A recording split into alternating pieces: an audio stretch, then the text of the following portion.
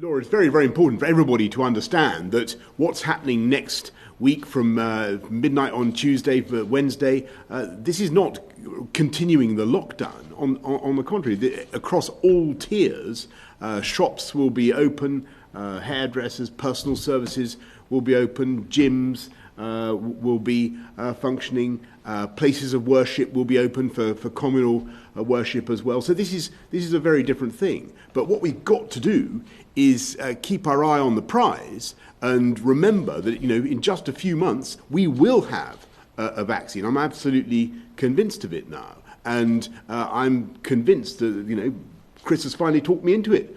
That by April things genuinely will be much, much better.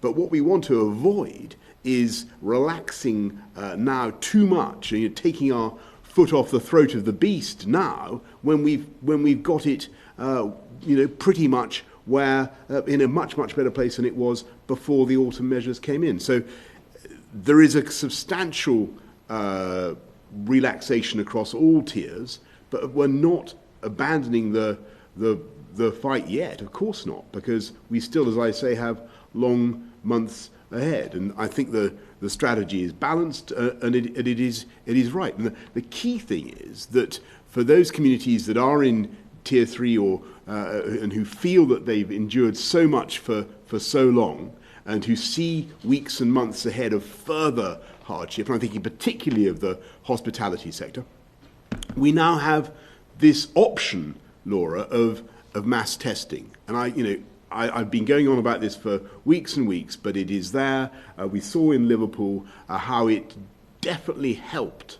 Listen to what Joe Anderson is saying today. It definitely, I thank the people of Liverpool for what they have done. It helped to bring the R down, to bring the rate of infection down. And that is something that I think people can take great heart and confidence from. And that's something that we will make available throughout the worst affected areas for communities to take up. And that's, again, like the vaccine, that's something that's very different from the world that we were in just a few weeks ago.